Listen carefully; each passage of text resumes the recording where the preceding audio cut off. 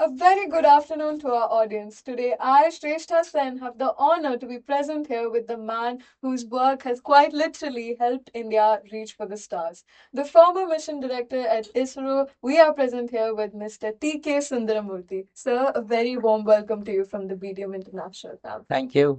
So, I would like to ask you a few questions.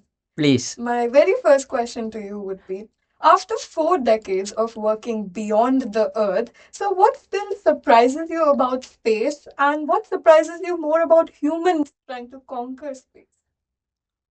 Okay, I'll not accept the word conquer space because we would like to explore space. That is the right word to be used because we are not conquering anybody or anybody else thing. Yes, Right. we would like to explore what is it because it is the human curiosity to know things.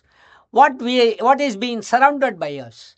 Okay, to some extent, yes, we have done something on the earth. What is that we are having? We could explore things like mineralogy, agricultural things, and then water bodies and that kind of a things. And then, yes, to some extent, how to utilize the space for the societal benefit of our humankind.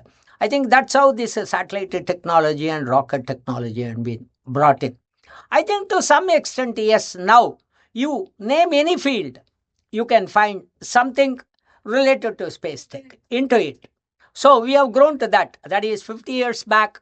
Okay, what is space tech means nobody knows what it is. Okay, it was a Greek and Latin for us. But today, yes, every damn thing we are seeing our space tech being made use of.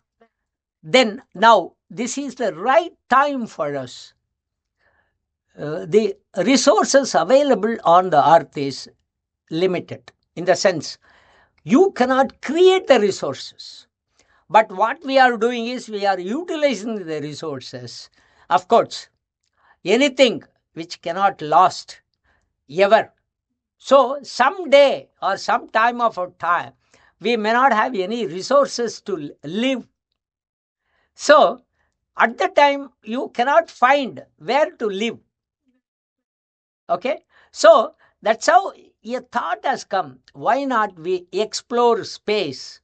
There could be something else where similar kind of our habitation could be there. That's how all these explorations have started, and then we are going beyond Earth. So what it started was, yes, generally we'll see the very close to us. Let us explore and then see. That's how the mission to Mars the moon started. Then, of course, yes, from moon, where to go. Then this, like this exploration is keep happening. See, when I joined, we never thought of we will have a program to have a satellite to moon, first go around, then land on moon, and then try to explore moon surfaces and then moon's mineralogical things, and then how to exploit the moon's mineralogy to our use. Yes. So this is how we started in a smaller way. We first went round, then we landed. Now we are planning to send a spacecraft. From there, we will bring back the samples and then see how best we can make use of the mineralogical things what moon is having, and like helium-3 kind of a things. All these things are being explored. Then moon, then beyond that, whatever based on the available data for us, Mars is the features of the Mars are very similar to Earth. If you talk of the environment, the kind of things what we have are all similar to Earth, but thing is smaller in numbers. They also have a very thin atmosphere. They are having a gravity, whereas moon it's not. So that's how it is. Some, and their best thing is it is they are having this ice caps, polar ice caps they have. That means water source is available to that. That means there could be an habitation, maybe like what we are seeing a lot of creatures are being decimated and it's not there, all those things, like that. Maybe rather thousands of years or millions of years back, there could be something. We don't know. So, but the features are indicating, yeah, there could be a possibility of likely. So, there is a possibility we can have a habitat there. So, to first we should explore moon and then go to Mars. So, this is how that space, not conquering, explore more and more and come to know things and try to utilize for our benefits. That is the thing. Right. So you mentioned being a human's curiosity about knowing about the unknown. So we, as students, many of us admire the space from a distance, but we might feel intimidated by the complexity of the field. So what would you like to say to a student who is curious but unsure if they are good enough for the field? I will not agree to the point. They are not unsure of it. It is. Thing is, not exposed to them. See, so long, okay, our mom prepares some new dish, but if she is not revealing us what she is preparing, and suddenly she gives to us and then asks us to eat, we will be taken aback. It's a surprise. We don't know what is it and what kind of things it is going to have. But we know definitely our mother cannot give something which is non-eatable or which is dangerous for us to eat. So we take that opportunity and try to know what are all the ingredients, how she would have prepared and how it tastes. That, like that, what we do is, yes, anything which is introduced new. Why? Even if our class, a new subject is being introduced, or even you take our regular subjects, new lessons are coming, we used to feel, oh, this is very difficult. How do I learn? How my teacher is going to teach? How do I get good marks out of it? All this. These are all initial fears. Main thing is we were not being exposed to that. Once you are exposed to it, yes, you know what is what.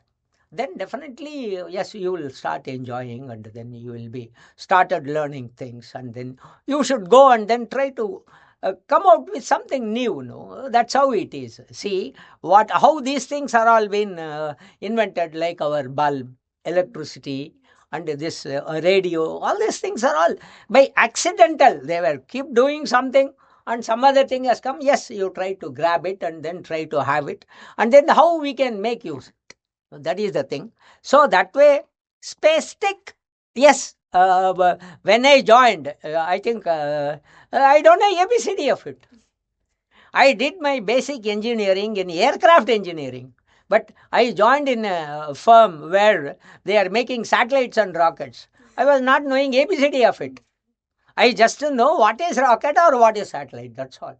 Then yes, slowly I grow with that. Yes, now I look back, yes, I have contributed something significantly to the country in terms of spacecraft communications and meteorological things. So that way it is.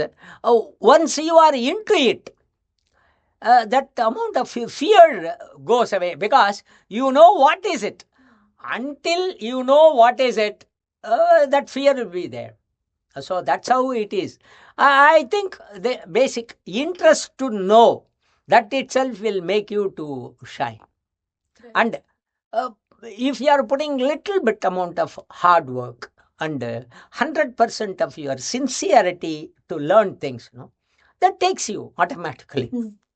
That's a beautiful answer, sir, and I'm pretty sure you have exposed all of our mother's secret weapons.